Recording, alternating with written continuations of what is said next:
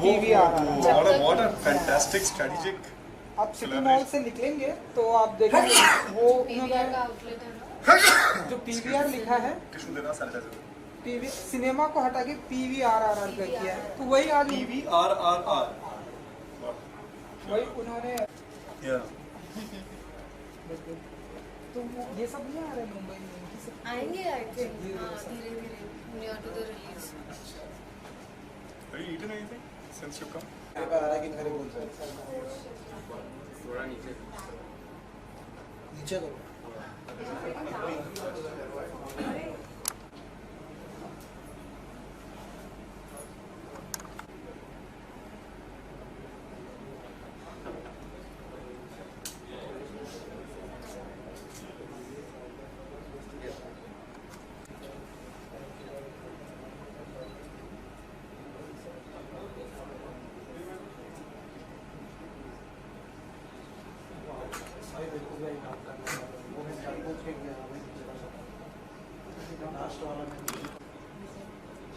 वो ढक रहा है और कुछ नहीं, ढकने का सीन है और कुछ नहीं।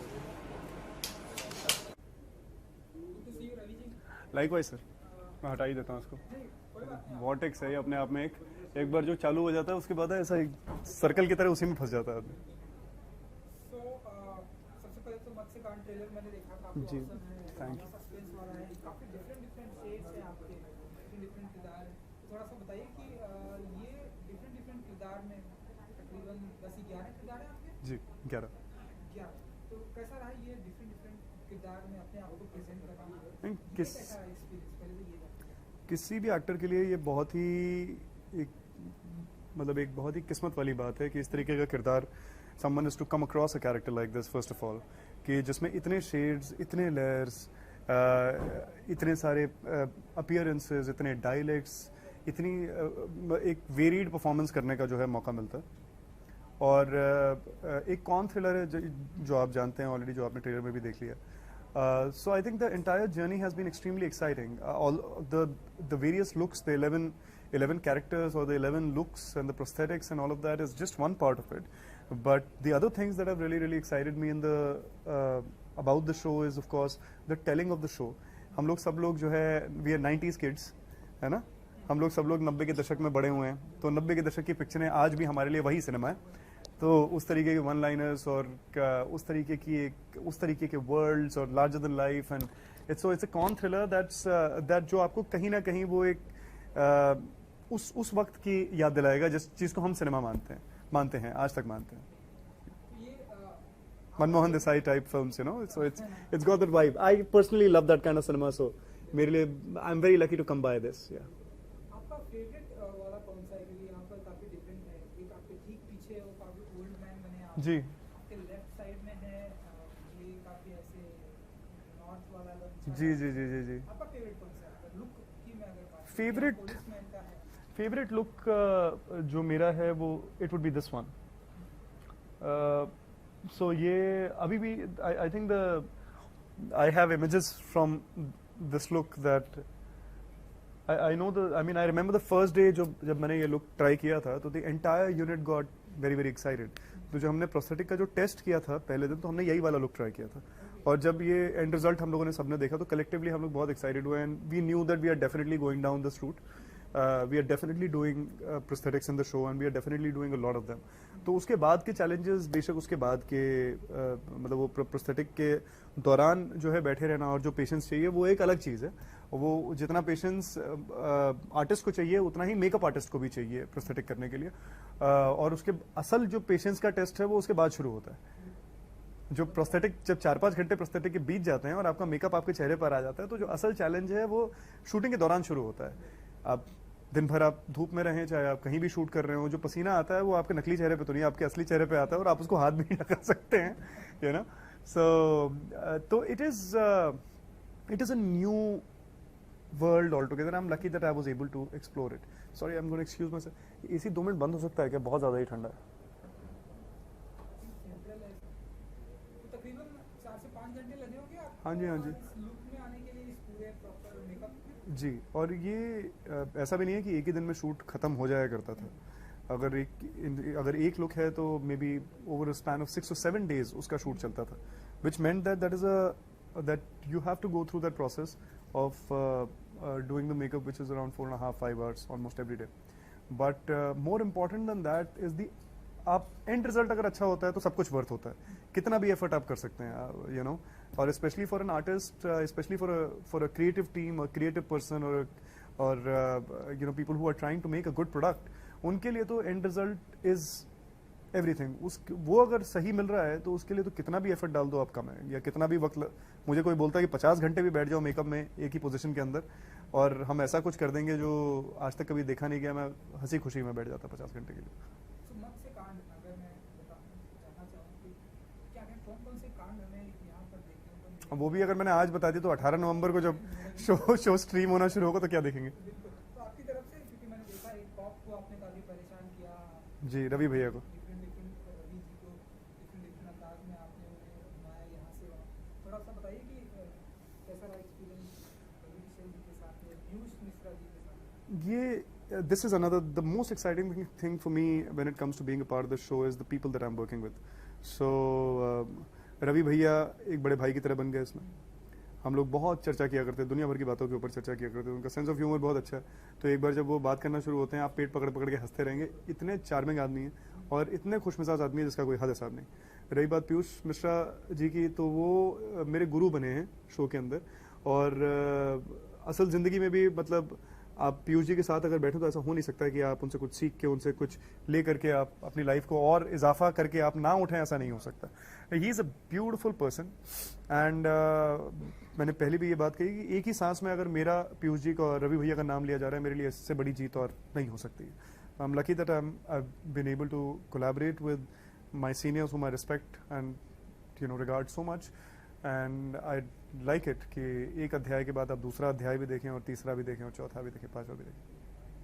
देखते रहेंगे, ये कारवां ऐसे चलते रहेगा. जस्ट अभी मैंने पीयूष जी का इंटरव्यू किया, उन्होंने कहा कि यार रवि बहुत ही टाइम का पंचुअल आदमी है, डायरेक्टर की बातों को फॉलो करता है, डायरेक्टर जी हैप्पी तो वो हैप्पी, और बहुत ही सीखने की बहुत सारी उम्मीदें जी. और भी बहुत सारी उन्होंने बातें रही. तो एक सीनियर एक्टर का जब इस तरह से कमेंट आता है कि यार रवि इस तरह से है, उसे सीखने की बहुत है, डायरेक्टर को फॉलो करता है, क्या फील करते हैं? मैं तो गदगद अगर हो जाऊंगा अगर पीयूष जी अगर ऐसी बात कह रहे हैं तो मैं नतमस्तक होकर उसको जो है मैं क्या कहूँ. मैं even gratitude is too small word because I hold an artist like Piyush ji in the highest regard. कि उनके कलम की ताकत हो, चाहे उनके जितने अच्छे वो वक्ता हैं, जितने अच्छी वो मतलब कुछ लोगों में वो ताकत होती है, बात करते हैं तो ऐसा लगता है फूल झड़ रहे हैं. पीयूष जी ऐसे इंसान हैं. उनकी कविताएं आप सुने, उनकी बातें आप सुने तो उनके आपके साथ आपके जहन में हमेशा के लिए उनकी आवाज़, उनकी बातें रह जाती हैं. हुस्ना मतलब आज भी आप सुनेंगे तो आप एक जोन में चले जाएंगे आप. सो ये अगर पीयूष जी इस तरीके की बात कर रहे हैं तो मेरे लिए इससे बड़ा कॉम्प्लीमेंट मेरा आपने दिन महीना साल सब बना दिया ये क्या क्या. तो ये कहूँ जस्ट अभी मैंने उनका इंटरव्यू किया. सो ओटीटी पर आप आ रहे हैं, ओटीटी पर डेब्यू हम कह सकते हैं. आप तो बताइए कि जरा कि कैसे देखते हैं आप ओटीटी प्लेटफॉर्म पर.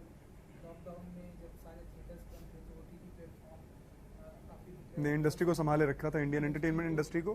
संभाल कर रखा. Yeah. बड़ी फिल्में, स्पेशली MX प्लेयर की मैं बात इसलिए खास कहूँगा because I think and this is not a conversation from the industry people. I was speaking to मेरे एक दोस्त हैं बहुत अच्छे. तो मैं पंचकुला गया था जहाँ सरगुन का घर है.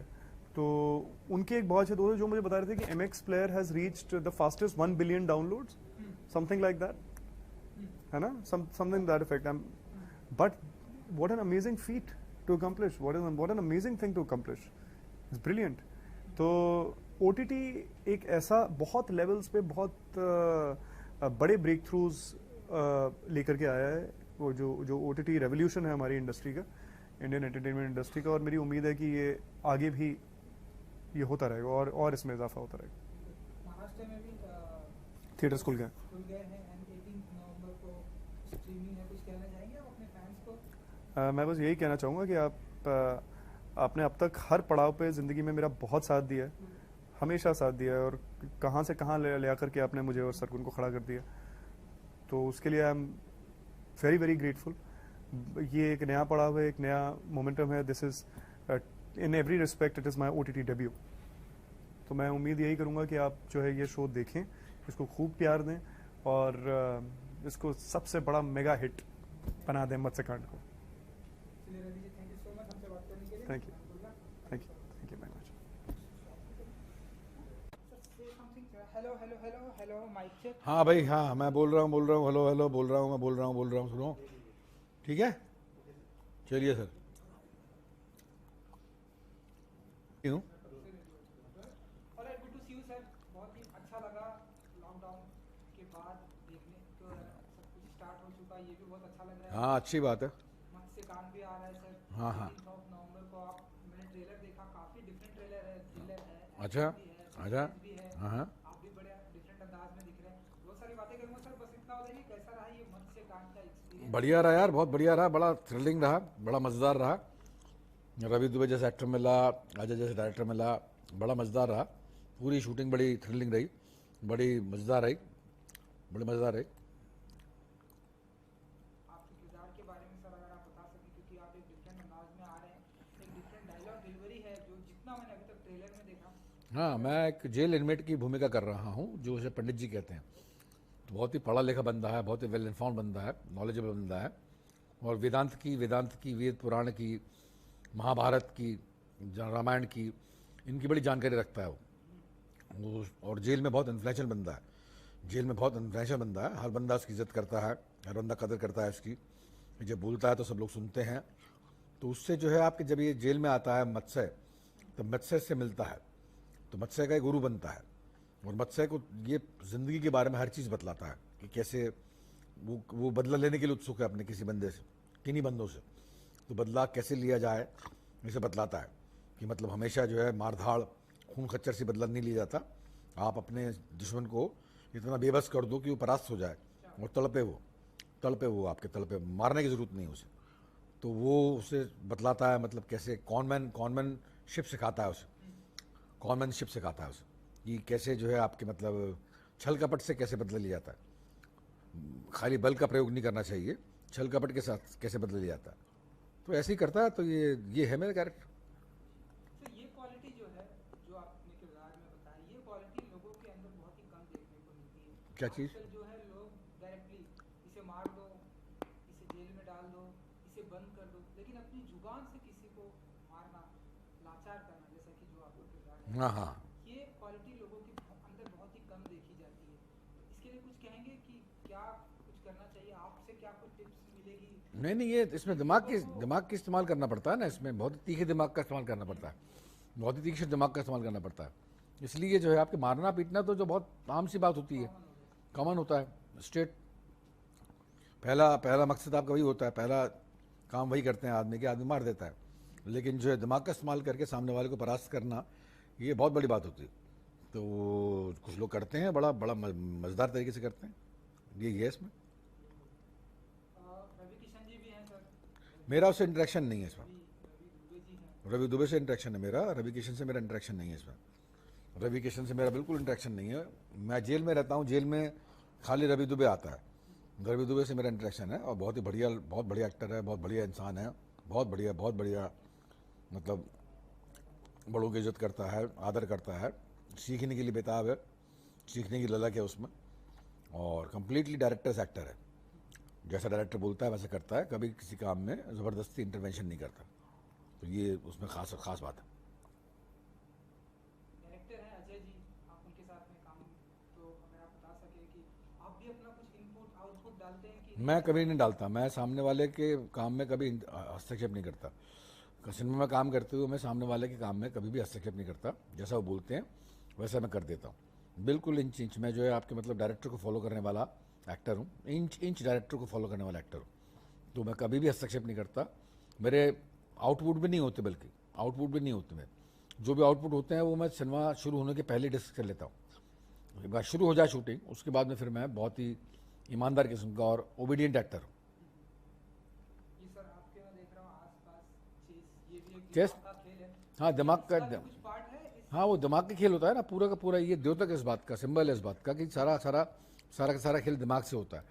ज़िंदगी जो है दिमाग से जी जाती है, दिमाग से होता है, मतलब सारा रिवेंज जो है दिमाग से ले जाता है। तो ये ये इस बात का सूचक है, ये सिंबल है कि दिमाग से हर चीज़ होती है। तो ये चेस का गेम है, पूरा का पूरा जो है ज़िंदगी पूरी चेस की गेम है। 18 नवंबर को सर स्ट्रीमिंग हो रहा है। अब हमारा महाराष्ट्र में सिनेमा घर भी चालू हो चुका है, तो आप कुछ कहेंगे कि अब लोग थिएटर में भी आप धीरे धीरे आ रहे हैं सिनेमा? लोग बाग आएंगे मेरे ख्याल से, लोग बाग आएंगे, धीमे धीमे आएंगे, मेरे ख्याल से टाइम लगेगा।